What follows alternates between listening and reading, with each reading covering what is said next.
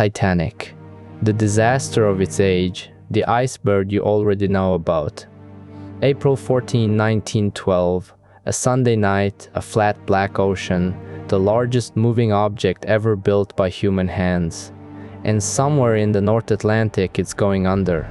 More than 1,500 people are in the water. Not far away, another ship sits and watches. We've always said the iceberg did it. But what if the iceberg was just the last thing in a chain that had been building for months?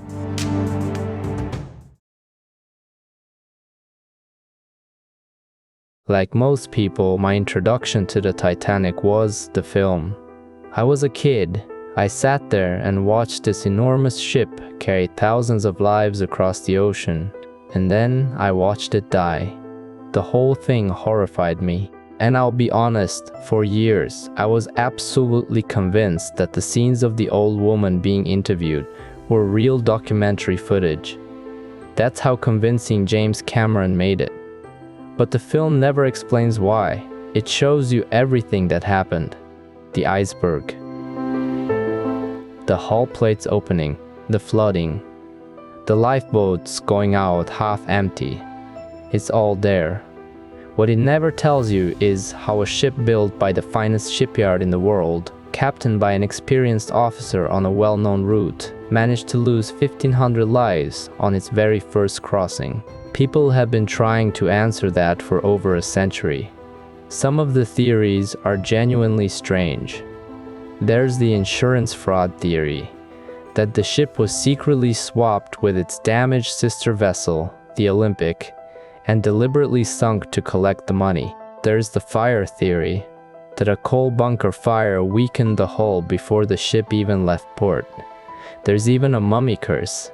Yes, a mummy on the Titanic. None of these fully hold up.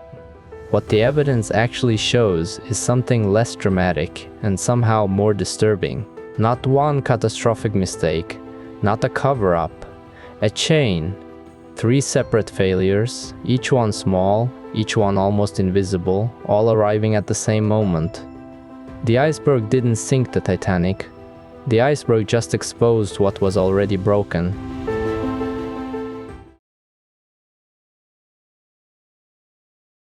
Ten days before the Titanic sailed, an officer named David Blair was told he would not be making the maiden voyage.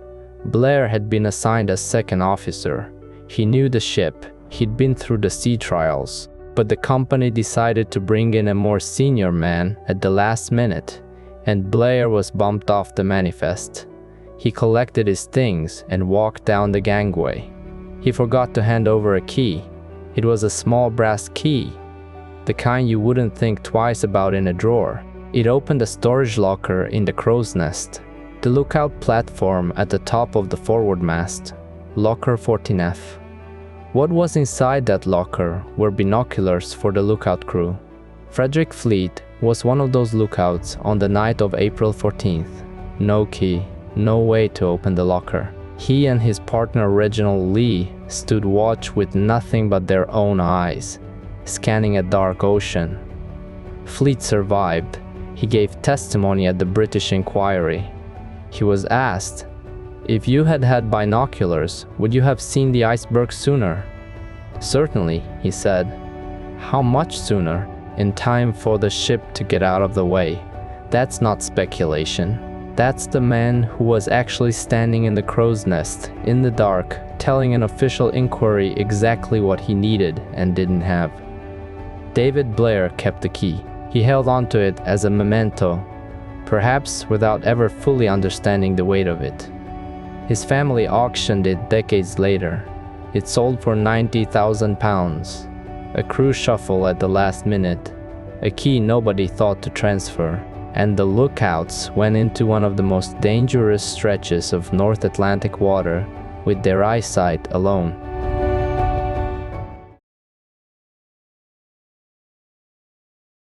Here's the version of events that most people picture. The iceberg cuts a long gash along the Titanic's side, and water pours in through the opening. That's the movie version. It's dramatic. It's also not quite accurate. What researchers found: including metallurgists at the U.S. National Institute of Standards and Technology, who analyzed material recovered from the wreck, tells a different story. The Titanic was held together by millions of rivets. The outer hull plates were fastened to the ship's frame using these iron fasteners. When the iceberg struck, the plates themselves didn't tear. The rivets popped. Their heads sheared off under the impact. The seams between the hull plates opened, and water entered through the gaps, spreading the flooding across multiple compartments instead of concentrating it in one place. Why did the rivets fail so readily? The iron they were made from contained a far higher concentration of slag, a glassy residue left over from the smelting process, than it should have. Slag makes iron brittle. Cold water makes brittle iron worse. And the North Atlantic in April is very cold. The NIST analysis found slag concentrations in the rivets at roughly 3 times the level that would be considered acceptable. The pressure to build 3 massive ships quickly and economically meant materials came from multiple suppliers, and the quality wasn't uniform. The bow and stern, where the hull curves made it impossible to use hydraulic riveting machines, and the work had to be done by hand, were the worst affected. So when the iceberg made contact, the bow didn't get sliced, it got unbuttoned. Rivet by rivet, seam by seam, the ship was designed to survive with 4 compartments flooded, 6 flooded instead. The vulnerability was baked into the ship long before it ever left Belfast.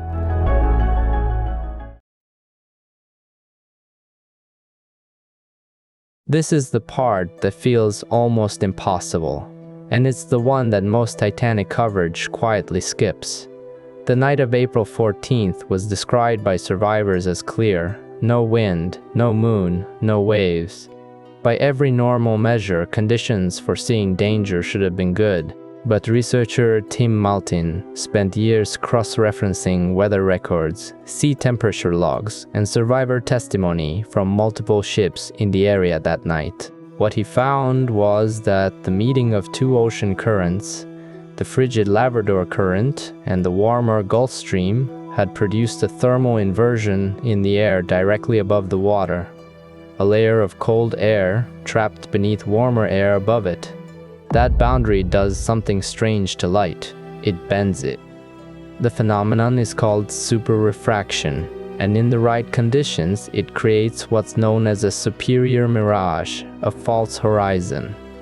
Objects near the surface of the water don't appear where they actually are. They get lifted, warped, or blended into a hazy optical band just above the real horizon line. Frederick Fleet testified that he couldn't tell where the sea ended and the sky began. The horizon looked like a smear. The iceberg, dark, low in the water, sitting directly in that band of optical distortion, was essentially invisible until the Titanic was almost on top of it. Now here's the turn. Think about what this means. Even if Blair had handed over the key, even if Fleet had those binoculars and was scanning the water with full attention, he may have been looking straight through a false horizon. The mirage might have concealed the iceberg regardless. And this refraction didn't only affect the Titanic. A ship nearby saw the distress rockets that night. Investigators later concluded that the same atmospheric distortion likely bent and distorted the rocket's appearance, making them look ambiguous rather than urgent. 3 failures. A human error, a material flaw, an atmospheric condition, each one ordinary on its own. Together, they gave no one enough time to act. A key left in a pocket. Rivets that held 3 times the slag they should have. A sky that bent light until the horizon disappeared. None of those 3 things, on its own, sinks the ship. But when they arrived together on the same night, over 1,500 people paid for the convergence. The question that stays with me is this: how many systems around us right now are one last-minute reassignment, one cost-cutting decision, one unusual weather pattern away from their own version of that chain. Stay with Y-Zone.